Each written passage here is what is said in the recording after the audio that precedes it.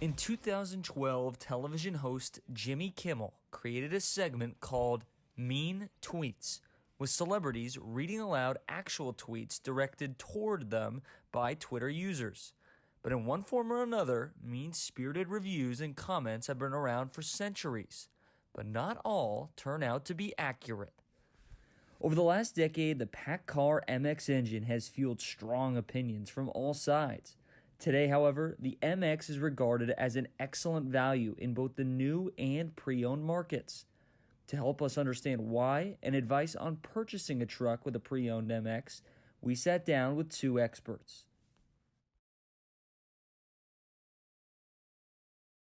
So the MX offers two great, actually there's probably more benefits than two, but the two right off the top is the price advantage and the second benefit is fuel economy. Those are the first two things that fleets love. The MX beats its competitor with fuel mileage. The MX is cheaper out the gate than its competitor. And then the little things that kind of encompass the whole process of the MX engine is cost of ownership over the period of the life of the truck. So, MX brags about their B10 life. So they have what they look at as 1,000,000 miles. They will have less failure rates, less failed engines at the end of that 1,000,000 miles than any one of its competitors.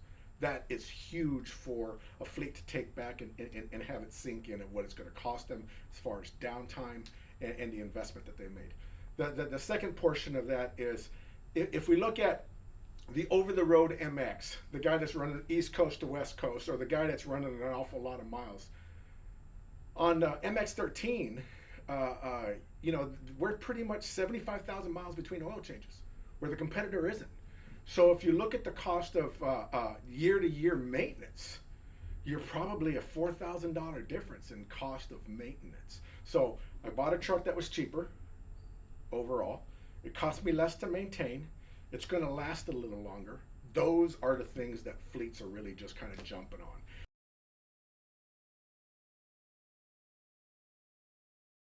There's two fleet buyers for an MX engine. There's the long haul guy looking for fuel mileage. The maintenance costs, he doesn't calculate that yet because he can't really put that to his head. Yeah, sure, 75,000, come on now, that's not right. It's true. The other guy is the guy that is a bolt hauler, be it sand, gravel, be it fuel, the lightest engine out there with the highest horsepower and torque. Those guys, plus fuel economy, those guys, when they get paid at the end of the day per pound, it's a huge advantage for them. So cement mixers, dirt haulers, sand and gravel, milk, gasoline, that's where you see a lot of that product. And there's nobody out there in the same competitive marketplace that offers that same product. So the MX has its advantage there with the 11 liter, 400 pounds lighter than its sister, the MX-13.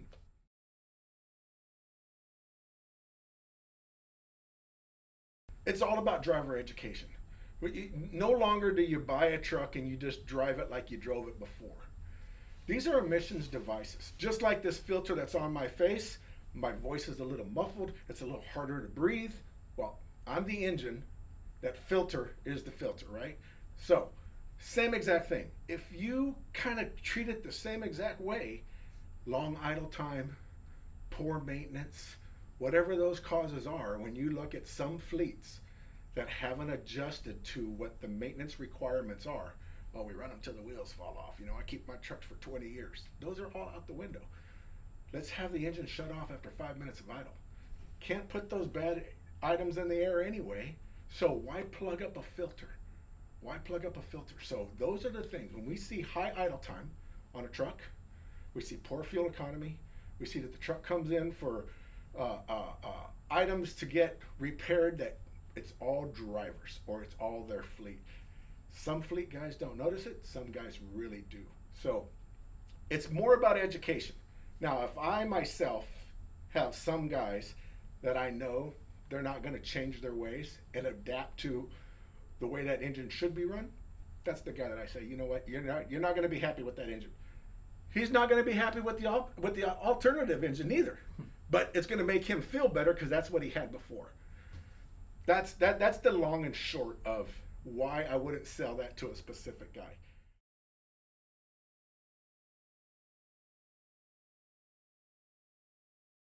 Preventative maintenance, you keep your truck going for a long time with doing preventative maintenance. Changing air filters is important. It's just like humans breathing. If you don't have healthy lungs, you're going to be not performing optimum. If you smoke, you're not going to be as healthy. It's a proven fact. So changing your air filter it's vital. Yep, you get better fuel economy, better performance. All of the above.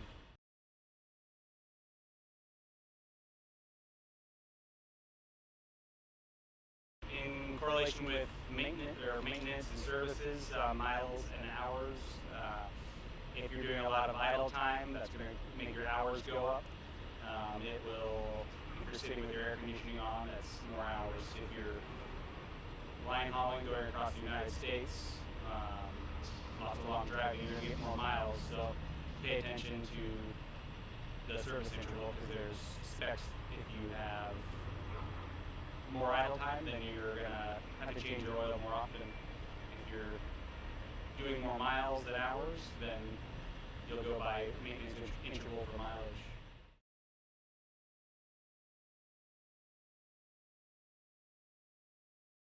Buying a truck with an MX engine, I would look for, see if there's any exterior leaks, just like I would on most engines, but I look for changed components, any new components that look like they've been changed. A fairly common failure, which is pretty simple, but there's the belt tensioners. They're pretty high tension, and they start leaning after a while, and they will start chirping and create your serpentine belt will fail and leave you on the side of the road. But check for serpentine belts, alignment, make sure the tensioners are in line, not leaning. Look for components, which indicates stuff has been replaced, which is a good thing in my opinion. Newer parts are better than old parts. Make sure if you see new parts, make sure they're OEM parts. It's recommended to use OEM products. Aftermarket stuff is coming around, it's getting pretty good, but there's still no replacement for OEM parts.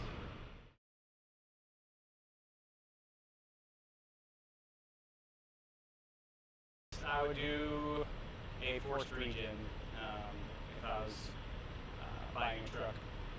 Forced monitor regen. You can look at the exhaust gas temperatures and make sure they're getting up to temp. Look at your back pressure, differential pressures on your DPF and your EGR valve, and you can see what the valve is, or how much soot is inside of the diesel particulate filter if it's plugged up. You can have, most companies will, if they have the proper software, they can do that for you, or you can hire a mobile mechanic and they can do it for you as well if they have that software. We hope you found this video informative. Thanks for watching, and we would love to hear your comments.